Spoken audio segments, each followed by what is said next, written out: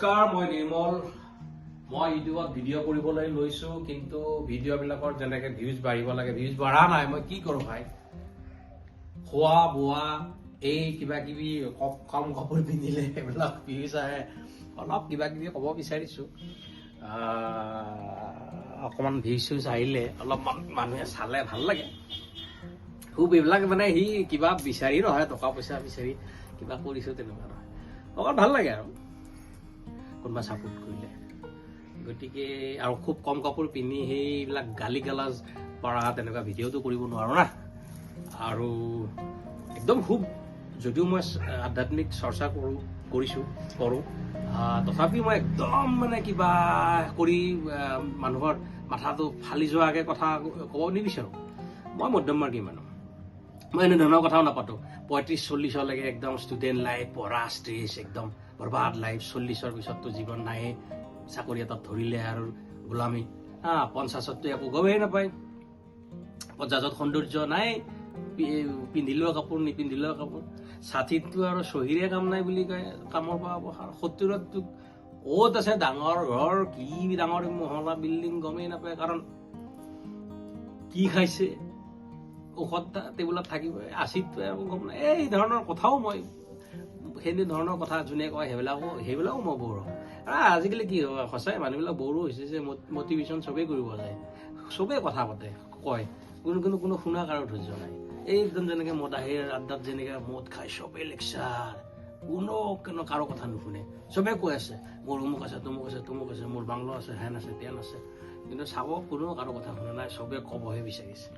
গতিকে মই আচলতে মোৰ কথাখিনি ক'ব বিচাৰিছোঁ যে মই এণ্টাৰটেইন কৰিম, কিন্তু মোৰ বেছটো যিহেতু সেইখিনি যে এইখিনি কথা মই কাৰোবাক জ্ঞান দিবৰ কাৰণে নকওঁ।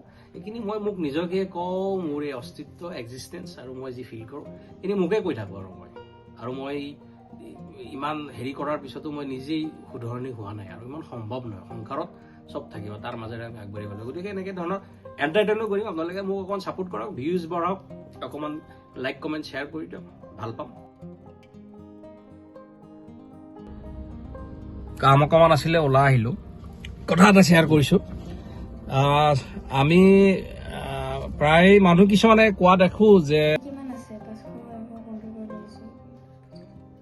পইচাখিনি বেলেগে দেখিলে হেৰি হ'ব ন, বেলেগে নেদেখে, মই লুকাই থওঁ। বহুত চিক্ৰেট জেগা আছে মোৰ ব্লেজাৰত, তাতে লুকাই থওঁ। যে শান্তি ডাঙৰ কথা, সুখ ইমান ডাঙৰ কথা নহয়। এইবিলাক সকলো ফিলচফিকেল কথা। সংসাৰত টকা লাগিবই ভাই। সংসাৰৰ ভগৱান হ'ল টকা। এটা কথা ঠিক যে সেই টকা কিন্তু সৎ কৰ্মৰে কৰিব লাগিব, আৰু আমি যদি বেয়া কৰ্মৰে ধন আনো, সেই ধন কিন্তু খন্তেকত শেষ হৈ গুচি যায়। আৰু সৎ কৰ্মৰে কৰি আনিলে মানে ছাৰ্ভিচ, আপুনি কাৰোবাক ছাৰ্ভিচ দিলে, মই কাৰোবাক ছাৰ্ভিচ দিলোঁ, বিনিময়ত মই কিবা পইচা ইনকাম কৰিলোঁ, আৰু সেই টকা পইচা একদম প্ৰয়োগো সফল হয়, আৰু সেইবিলাকো ভোগ কৰিব পাৰি, পিছৰ প্ৰজন্মও ভোগ কৰিব পাৰে। আৰু বেয়াকৈ অনা ধন কিন্তু সেই কাৰোবাক কেনেকৈ কোনোবাই যদি ঠগাই আনে নহয়, তেওঁকো সেই কেনেকৈ তেওঁৰ পৰা কোনে ঠগাই নিলে, বেলেগে ঠগিব বুলি কথা নাই। কেতিয়াবা মাক বাপেকক ঠগি ল'ৰা ছোৱালীও সেনেকুৱাকৈ সেই ধন যোৱা দেখা যায়। যাৰ হওক, কিন্তু এনেকুৱা কথা যে ধন সম্পদ মানুহক লাগিব, এইটো কথা। আৰু এতিয়া ভোকাটোৰক যদি কোনোবা কয় যে তই ভাত খাব নালাগে, শান্তি পাব জানো তেওঁ? এই ফিলচফিকেল কথা, তেনেকুৱা ধৰণৰ কথা।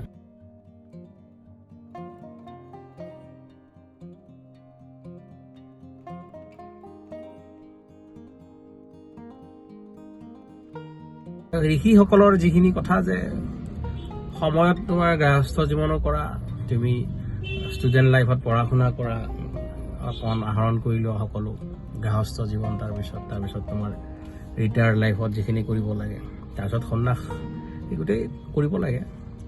গতিকে কিন্তু টকা পইচা, সংসাৰত কিন্তু টকা পইচা লাগিবই। টকা নহ'লে কিন্তু সংসাৰত মিছা। টকা থাকিলে আপুনি এনেকুৱা মানুহে গোটেই হিলাই দিব পাৰে, যি ইচ্ছা তাকে কিনি ল'ব পাৰে, অকল টকা থাকিলে। গতিকে টকাই হেৰি দিব নোৱাৰে, টকাই সুখ দিব পাৰে, শান্তি দিব নোৱাৰে, ফিলচফিকেল কথা মই হয়তো কেতিয়াবা কৈছিলোঁ, কিন্তু উপলব্ধি কৰিছোঁ টকা থাকিলে আপুনি চব ল'ব পাৰে, কিনিব পাৰে। আৰু টকা বেছি আপুনি মেনেজ কৰিব নোৱাৰিলে, খুব বেছি দৌৰি আসক্তি থাকিলে সেইটো বেলেগ কথা, তেতিয়া সংঘাত হোৱাটো স্বাভাৱিক।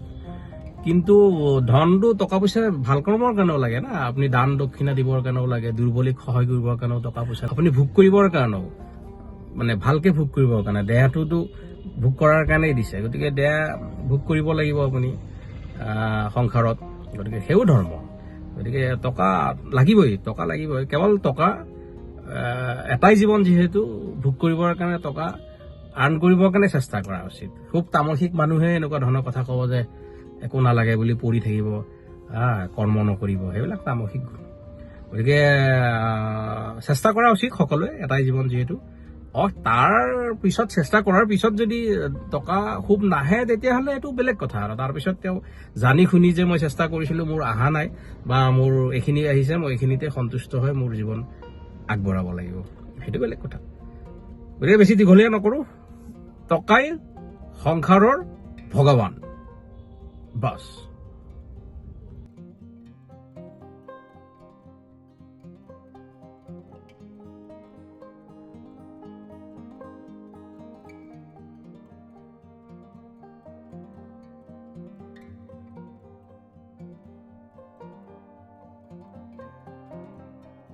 মাইনে বোলা এই লোৱা, এয়া তোমাৰ পইচা। কি কৰিবা পইচাটো? কি কৰিবা তুমি? ডাঙৰ হ'লে কিবা কিনিম। পইচা কেইটা ডাঙৰ হোৱালৈকে থাকিব জানো?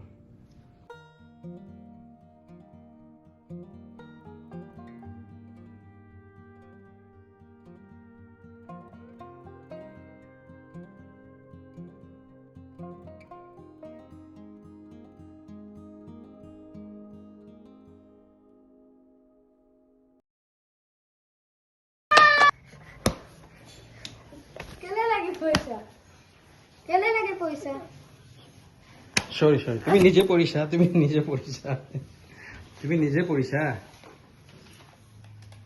মই তোমাক পেলাই দিয়া নাই নহয়। পইচা নলওঁ, ডাঙৰ হ'লে তুমি চাকৰি কৰি পইচা ল'বা, অ'কে? না, মোৰে ভুল হ'ল, এই সৰু বাচ্চাক পইচা দিবই নালাগে।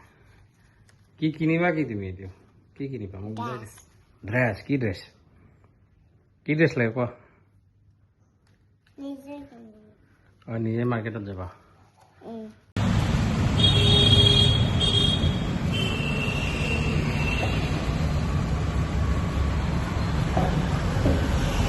ইভিনিং ৱাক, কথা নাই, লেকচাৰ কিবা দিব আৰু লেকচাৰ বাজি বন্ধ, খোজকঢ়া পৰ্ব।